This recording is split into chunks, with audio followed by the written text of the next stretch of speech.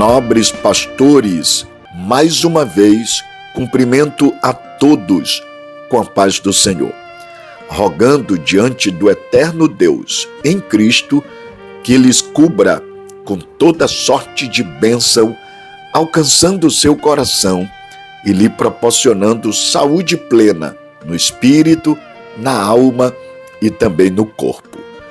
Hoje é quinta-feira, dia 27 de fevereiro de 2025. E mais uma vez, em nome da Secretaria de Desenvolvimento Eclesiástico da IEAD, chamo sua preciosa atenção para mais um devocional de todas as manhãs, de pastor para pastor. Nosso tema de hoje, o pastor e sua relação com a teologia. Vou repetir, o pastor e sua relação com a teologia. Nosso texto base está na carta do apóstolo Paulo, destinada à igreja em Éfeso, Epístola aos Efésios, capítulo 4, especificamente os versículos 11 ao 14, onde está escrito: E ele designou alguns para apóstolos, outros para profetas, outros para evangelistas e outros para pastores e mestres, com o fim de preparar os santos para a obra do ministério, para que o corpo de Cristo seja edificado, até que todos alcancemos a unidade da fé e do conhecimento do Filho de Deus, e cheguemos à maturidade, atingindo a medida da plenitude de Cristo. O propósito é que não sejamos mais como crianças, levados de um lado para o outro pelas ondas, nem jogados para cá e para lá por todo vento de doutrina e pela astúcia e esperteza de homens que induzem ao erro.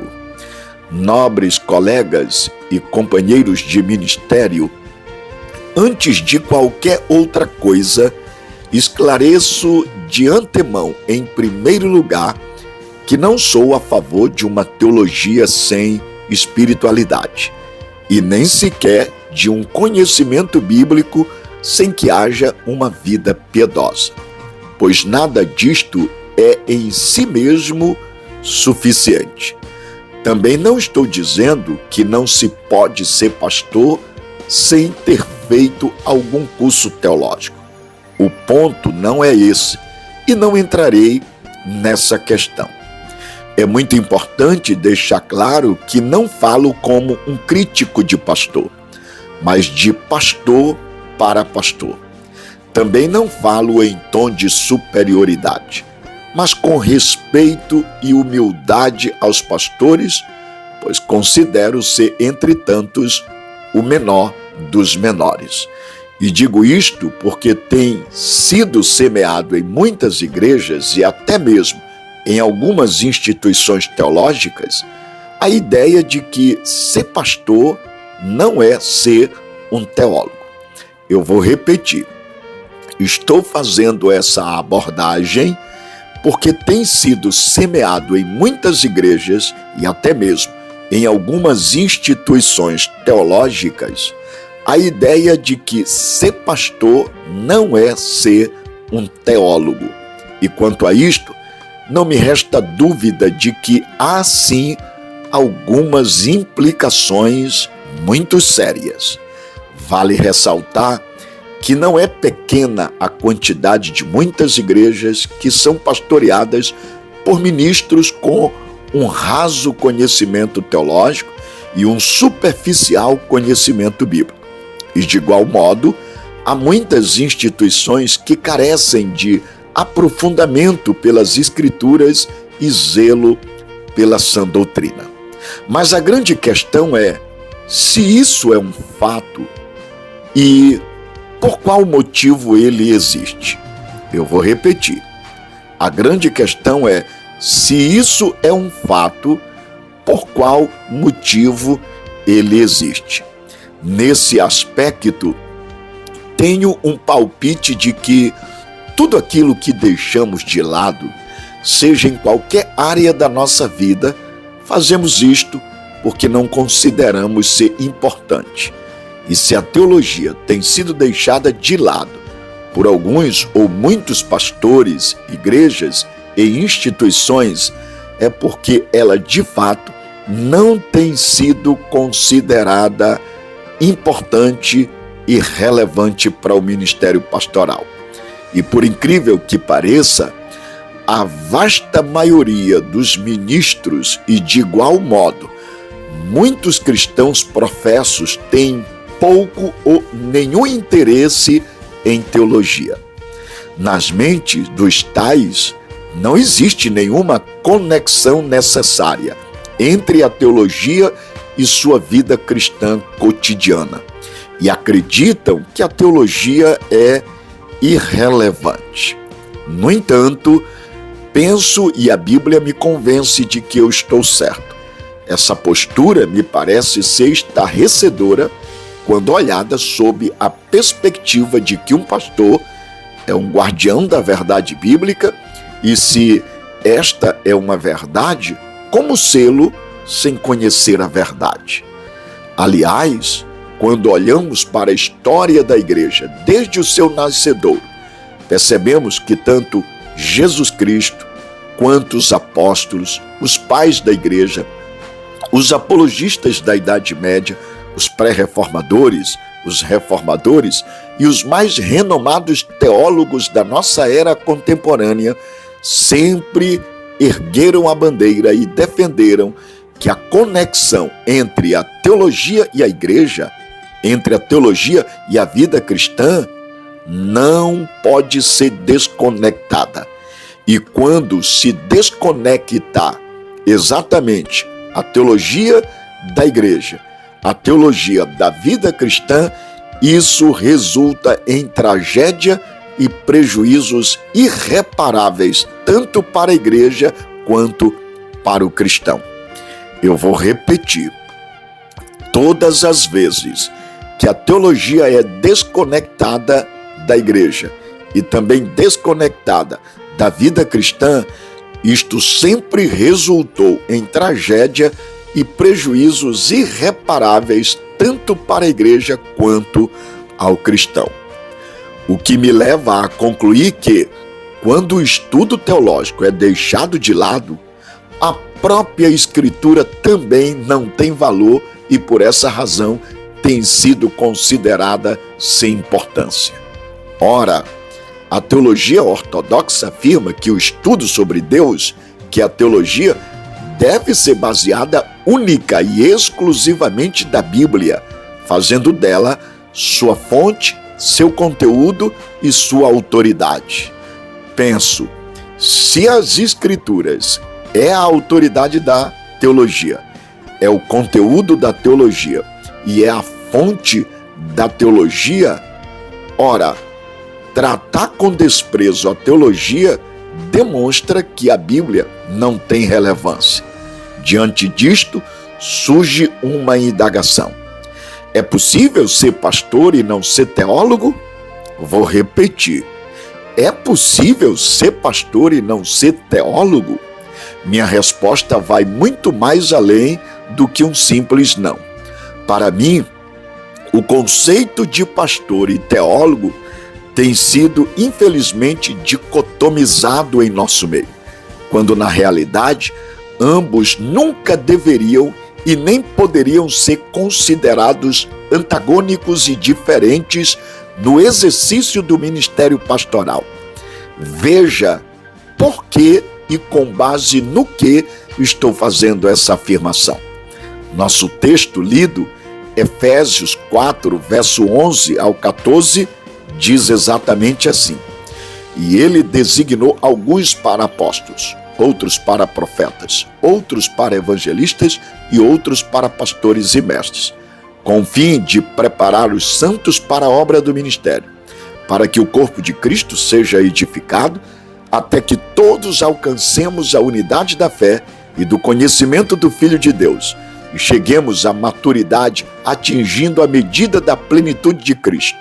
O propósito é que não sejamos mais como crianças, levados de um lado para o outro pelas ondas, nem jogados para cá e para lá por todo vento de doutrina e pela astúcia e esperteza de homens que induzem ao erro. Note, no versículo 11, as expressões pastores e mestres estão ligadas.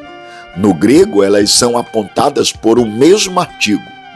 Alguns para apóstolos, outros para profetas, outros para evangelistas e, por fim, outros para pastores e mestres. Essas últimas expressões, que formam um mesmo grupo e não dois, caracterizam os dons espirituais de homens que têm a responsabilidade de cuidar e guiar do rebanho. Sim, são os pastores. Mas o que quer dizer mestre ou mestres? Em outras versões encontramos a palavra doutores no lugar de mestres. Essas palavras querem dizer a mesma coisa, pessoas que detêm o conhecimento. E se estamos falando de mestres da igreja, que tipo de conhecimento seria senão conhecimento teológico sobre o Filho de Deus, conforme está no versículo 14, o Cristo revelado nas Escrituras? Portanto, notem, nobres pastores, que o próprio texto deixa claro para as quais finalidades Deus designou pastores. No aspecto positivo, para preparar os santos para a obra do ministério, edificar o corpo de Cristo, a igreja alcançar a unidade da fé e o conhecimento do Filho de Deus, Jesus Cristo, e chegar à maturidade, atingindo a medida da plenitude de Cristo. Já no aspecto negativo, evitar que sejamos como crianças jogados para cá e para lá por todo vento de doutrina e evitar que homens errôneos induzem ao erro. Fica, portanto, claro pelo texto que ser pastor é ser mestre, de modo que eles tenham conhecimento suficiente para tudo isto. Então, do que nós estamos falando? Nós estamos falando de pastores teólogos. Sim, existem teólogos que não são pastores, mas é inadmissível biblicamente a existência de pastores que não sejam teólogos. Eu vou repetir. Notem esse detalhe. Existem teólogos que não são pastores, mas de acordo com o texto, é inadmissível a existência de pastores que não sejam teólogos. É provável que, até aqui, alguns pastores dos quais me refiro já tenham desistido de ouvir esse devocional. Discursos e também atitudes como essas provocam justamente aquilo que deve ser evitado pelo pastor. Muitas igrejas, infelizmente, não têm crescido, muitos irmãos não têm desenvolvido a fé e têm permanecido como crianças, levados por qualquer vento de doutrina. E a consequência disso é erro por cima de erro.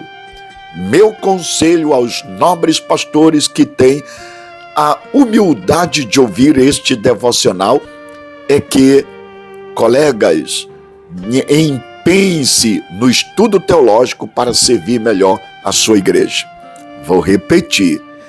Empenhe-se no estudo teológico para servir melhor a sua igreja. Aliás, pense em algo do tipo: até quando vamos ter perguntas sem respostas? Porque há muitas perguntas sem respostas em nossas igrejas. Até quando vamos engatinhar enquanto outras igrejas crescem em maturidade bíblica? Porque há muitos membros que não amadurecem e são criança há tanto tempo. Aos pastores não teólogos, falo pautado nas Escrituras e não com a minha autoridade própria, pois eu não tenho. Mudem de atitude.